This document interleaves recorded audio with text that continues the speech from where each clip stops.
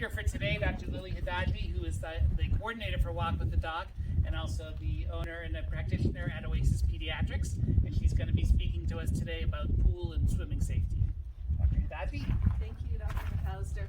Hi, everyone. Thank you so much for joining us today. We're really excited to be in person. It's been a few years, so it's a perfect day. We thought it might rain, but luckily it didn't. So thank you again for joining us. So I will be talking today about pool safety, which is very appropriate for Las Vegas.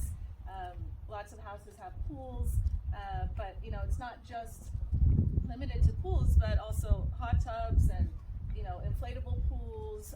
It applies to lakes and rivers. We have Lake Mead, so these safety measures will apply to that as well. So we're going to talk about how to prevent drowning accidents. Drownings are the #1 cause of death after birth defects between the ages of 1 to 4. So it's a really important topic. It's 100% preventable. So I'm happy to be talking about it with you guys today. It can just occur in a couple inches of water. You only need an inch or two of water for a drowning accident to occur. So we've had a lot of rain lately in the last few weeks, so it's really important that we empty our inflatable pools outside, even just like buckets of water, trash cans that might be open and fill up with water. So any kind of water source can be a hazard for kids and toddlers. Usually drowning accidents occur during non-swim time, so this means when you're not gathered together and there's no adult supervision. So kids and toddlers tend to wander off, so it typically occurs during non-swim times. So there's a lot of safety measures we can put in place, and there's not one particular safety measure that can prevent all drownings, but kind of layers of protection. So you want to, we'll talk about different layers of protection that we can apply to prevent these drownings. So one of the most important ones is a fence. So if you have a pool in your house, you want to build a fence, place a fence around all sides of the pool, not part of the pool, but the entire pool. And ideally you want it separated from the house. You don't want the fence attached to the house.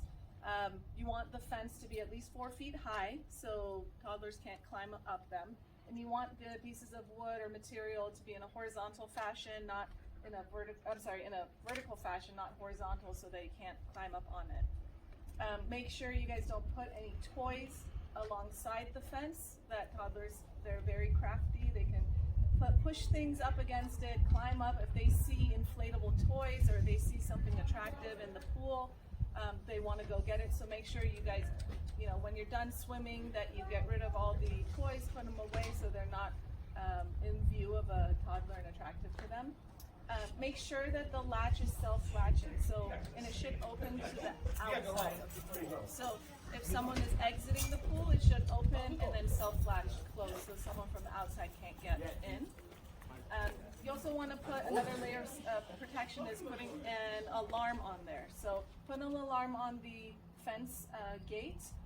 You also make sure there's been kids that wander off through pet doors or windows that are facing the pool. So make sure you put alarms on those as well to just avoid them going through them. We don't really rely or recommend floaties, so inflatable devices that you attach to kids' bodies or their arms. They kind of give you a safe, a sense of security that's false. Kids can undo them, they can deflate, they can come out of them, so you don't want to leave a child with arm floaties in the pool by themselves. You also want to cover any drains, you want to cover them, any drains or suction devices in the pools with anti-entrapment devices or covers, so they don't suck on the child or the clothing or swimwear. If you guys are at a picnic or you're at a gathering, a pool party during the summer, make sure if there's kids there or teenagers, make sure you assign an adult water watcher. So this person should be within arm's length of any children. They should only be assigned to watching the kids swimming. If there's multiple kids, lots of kids, assign multiple adults. And these adults should not be consuming alcohol. They should not be on their phones. So you really want to make sure that they know, of course, they should be able to swim. Ideally, you want them CPR trained. So you want to make sure that they are paying attention because, again, drownings are silent. They occur instantaneously within seconds. They can occur, in front of you and you're not watching. If you're on your phone for a couple seconds or a couple minutes, it can occur right in front of you without you hearing it. So it's really important that that adult is paying attention. So we talked about these safety measures. Typically we think about toddlers and how to keep them safe, but it applies to teenagers as well.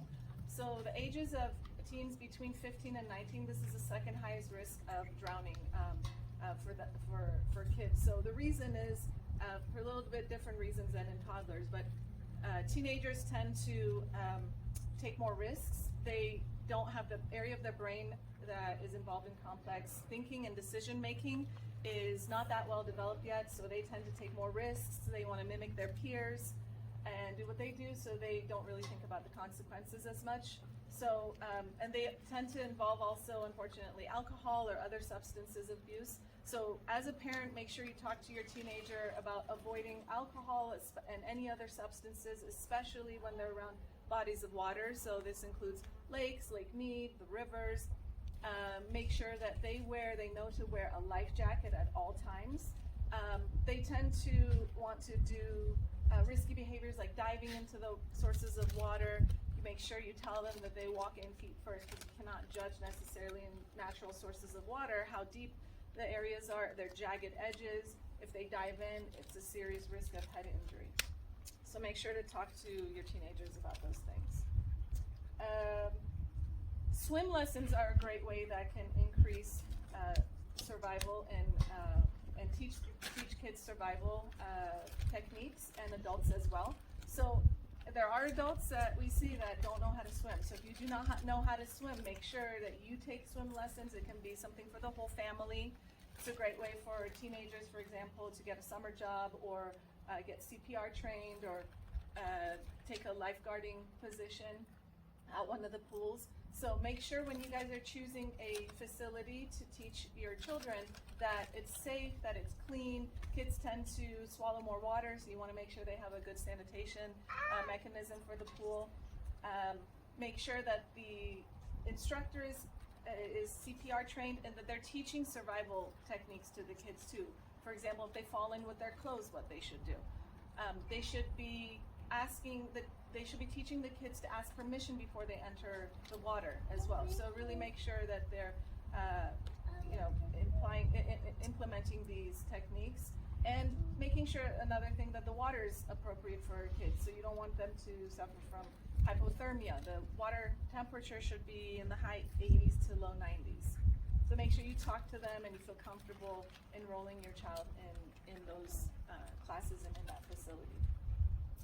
So swimming, in conclusion, swimming is a great way of getting together with the family, physical activity. A lot of the kids are just watching TV and being exposed to a lot of electronics. So swimming is great. The AP recommends, the American Academy of Pediatrics recommends involving the kids in swim lessons after age 1.